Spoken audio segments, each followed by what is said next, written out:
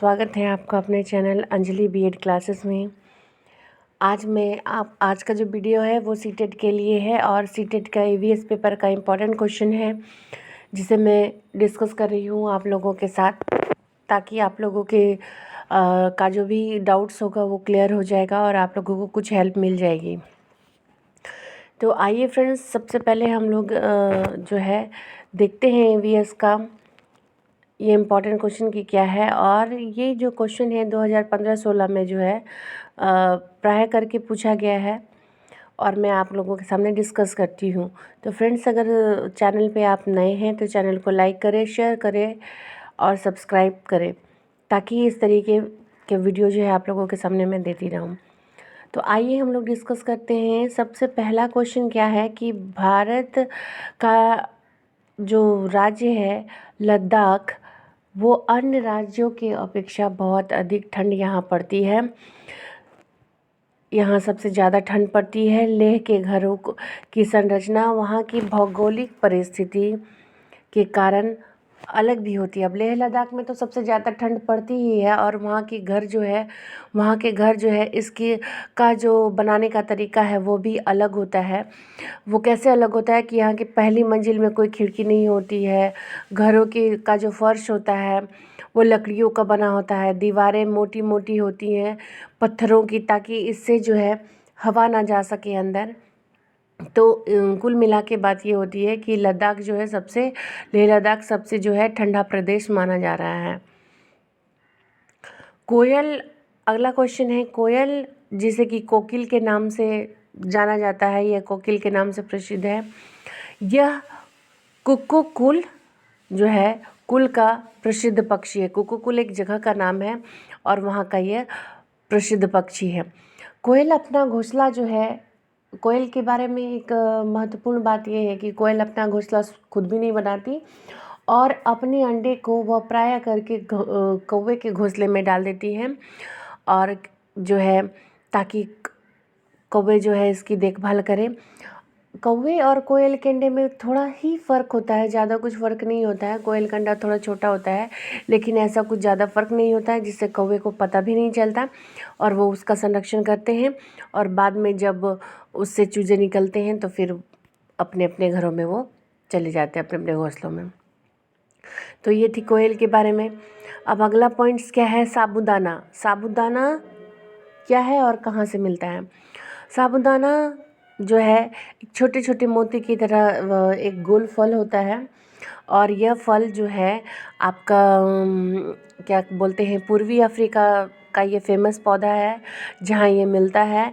और यह सेगो पाम नामक ट्री जो है, सेगो पाम, इसे आप याद रखेंगे, सेगो पाम नामक ट्री है, उसके तने से और उस तने का जो गुद्दा होता है उससे वह बनता है। यह कोई बीज नहीं है, यह कोई सीड नहीं है जिसे हम लोग खाते हैं खिचड़ी बना के, पापड़ बना के। यह कोई सीड नहीं है, यह सेगो पाम ट्री है, उसके तने से यह बनता है। और साबूदाना तो आप लोगों ने सभी ने खाया होगा। नेक्स्ट है, नारियल के पेड़ की ऊंचाई कितनी हो सकती है लगभग? तो नारियल के पेड़ की ऊंचाई तकरीबन 20 से 30 मीटर तक है। नारियल के पेड़ अन्य ताड़ वृक्षों के समान बहुत ऊंचा और चौड़ा होता है। नारियल का पेड़ तो लंबा और चौड़ा होता ही है और ये प्रायतर समुद्र के किनारे उगते हैं। ज़्यादातर यह केरल, मद्रास, आंध्र प्रदेश में पाया जाता है। अब हम लोग बात करते हैं सबसे इम्पॉर्टेंट टॉपिक जो है ईवीएस का, पोचमपल्ली। पोचमपल्ली साड़ी कहाँ बनती है? पोचमपल्ली साड़ी तेलंगाना के राज्य में बनती है। पोचमपल्ली साड़ी तेलंगाना राज्य के यदाद्री भुवनगिरी जिले का जो है पोचमपल्ली गांव की यह एक साड़ी है। पोचमपल्ली एक साड़ी है। पोचमपल्ली रेशम की साड़ी होती है, उसमें जो है रेशम की साड़ी होती है। और पोचमपल्ली फैब्रिक एक ऐसी पारंपरिक बुनाई तरीके से बनती है, उसमें जो है पहाड़ के तरह का कुछ डिज़ाइन बनाया जाता है, उसकी कुछ आकृतियाँ पहाड़ जैसी उठी उठी होती हैं। और यह पोचमपल्ली जो है पूरा ट्रेडिशनल होता है और यह पोचमपल्ली गांव यानी आंध्रा में पाया जाता है। कलमकारी, अब जब पोचमपल्ली की बात हुई तो यहाँ कलमकारी भी आता है। कलमकारी आंध्र प्रदेश की अत्यंत जो है प्राचीन लोक कला से जुड़ी हुई है यह कलमकारी। यह हाथ से यानी कलम से के द्वारा की जाती है। यह कपड़े में किसी चीज़ में डिज़ाइन करते हैं हम लोग, तो वह दीवारों पर डिज़ाइन होती है, तो वो कलमकारी की डिज़ाइन कहलाती है। अब हम लोग बात करते हैं किसकी, मलेरिया की। मलेरिया कैसे होता है? मलेरिया एक संक्रामक रोग है जो प्रोटोजोआ परजीवी के द्वारा यह बीमारी होता है। तो फ्रेंड्स, ये कुछ इम्पॉर्टेंट क्वेश्चन थे जो मैं आप लोगों से शेयर कर रही थी।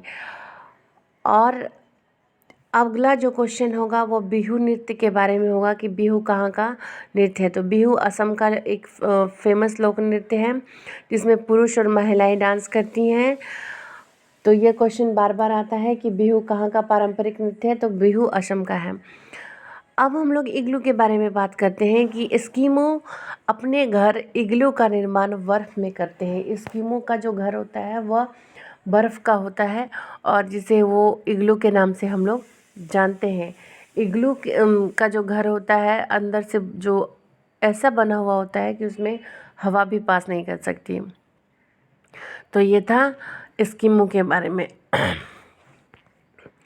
अब हम लोग बात करते हैं बरगद के पेड़ के, बैनियन ट्री के बारे में कि बैनियन बरगद का जो वृक्ष है वो भारत का राष्ट्रीय वृक्ष कहलाता है और इसका स्तंभ बहुत ही मजबूत होता है। तो ये बैनियन ट्री के बारे में कुछ इम्पोर्टेंट बातें की गई हैं बैनियन ट्री के बारे में।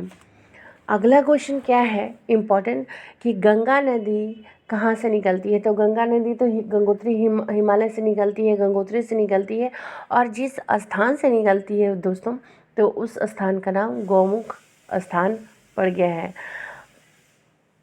और इसका जो गंगा नदी का जो क्षेत्र है 2525 किलोमीटर की लंबाई में यह पूरी बहती है। उत्तराखंड, पश्चिम बंगाल, बिहार से होकर के ये गुजरती है।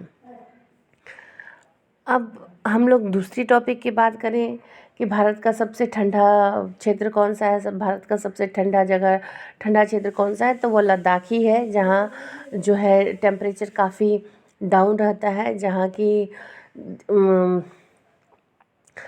की झीलें बर्फ़ में बदल जाती हैं। तो लद्दाख सबसे ठंडा क्षेत्र है।